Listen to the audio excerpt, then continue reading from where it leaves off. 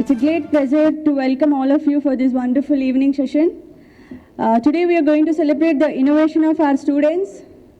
This is an excellent occasion to recognize the talent that this great university is producing from its vast number of colleges.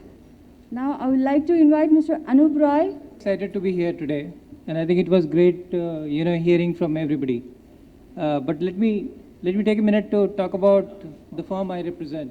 So State Street, I'm sure a lot of you may not have heard State Street. So you're not alone, right? I've not heard about the company. A few years back, and so it's a bank, but I think it's a different kind of bank. So we are investment management services, but I'll give you 3 pointers, right, so that you can remember State Street. The first is that it is the largest investment management company in the world, and we take care of most of the mutual fund houses in the US and across the world. Second is, and this is the most easiest way to remember this company, is that at any given point of time, we take care of 10% of world's money, which is $33 trillion. So 1/10 of the world money is in our custody at any given point of time. And third is a side information or a different angle. If you ever heard about a statue in front of a New York Stock Exchange, which is called the Fearless Girl. It's a girl statue, a bronze statue in front of the New York Stock Exchange. It was earlier next to the bull statue we have. That statue was planted by State Street to promote the women leadership in the corporate boards. So I think with these pointers, I think that's enough introduction for the company today. And every time I come to a college, I think I remember my college, which is like 25 years back, right? So we didn't have emails, so forget about WhatsApp, we didn't even have emails, we didn't have internet. And I think the only thing I remember from there is that when we graduate from college, I think it's just the tip of the iceberg. And I think Mr. Bernie talked about the fact that as we start to learn to apply this knowledge in the actual business environment, I think that's where the journey begins actually. So I'm very happy to see, such success stories, right? Because if somebody would have asked me what is a hackathon even 10 years back, right, none of us knew, right? Or there was not an industry definition for doing that.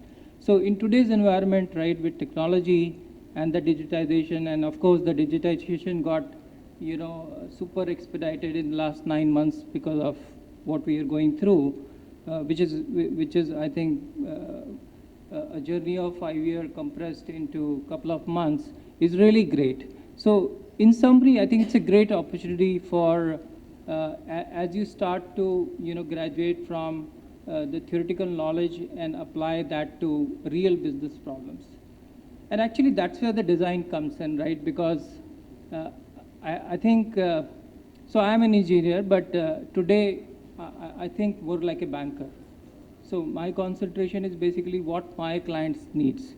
And I think it may not be surprising, but the clients thinks just like you think about your app or your product, right? So if you don't like something, you delete the app. So, and then you move to a different bank or you move to a different store. I think that's the story in the real world, and the tolerance for lack of design or a shabby product is really not there in today's market, and I think it's going to only increase. And if any question on that, right? Just go and talk to any kid. They don't have any patience.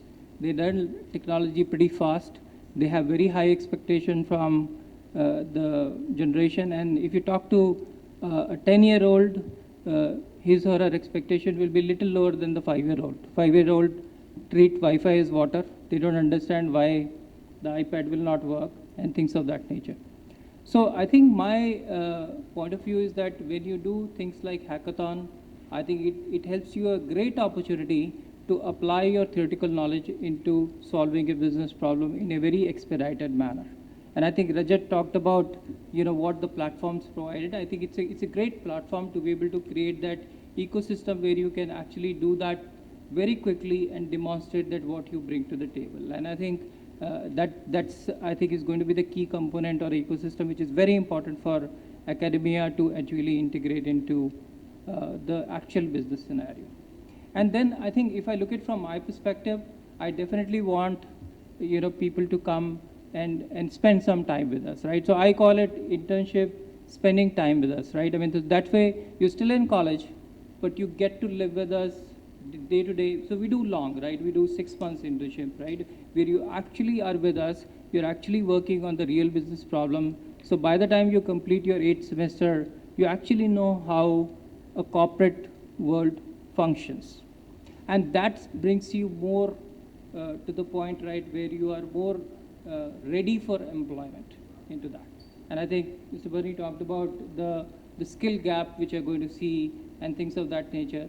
So this journey from academia to hackathons to internship, I think it's a very smooth ecosystem. And I think a lot of organizations, right, whether it is Task or whether it is HICIA, whether it is your own ecosystem within JNTUH, is actually making that happen.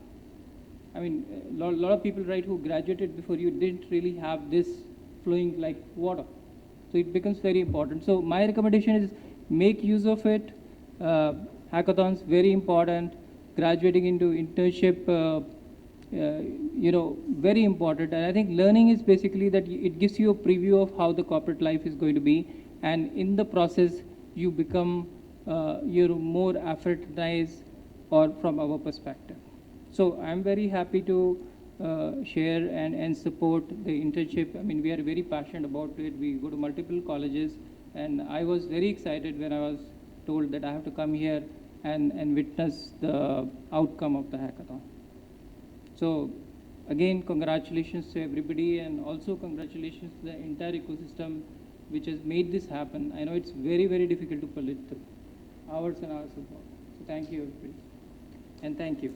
We are all eagerly waiting for our Honorable Vice Chancellor and Principal Secretary IT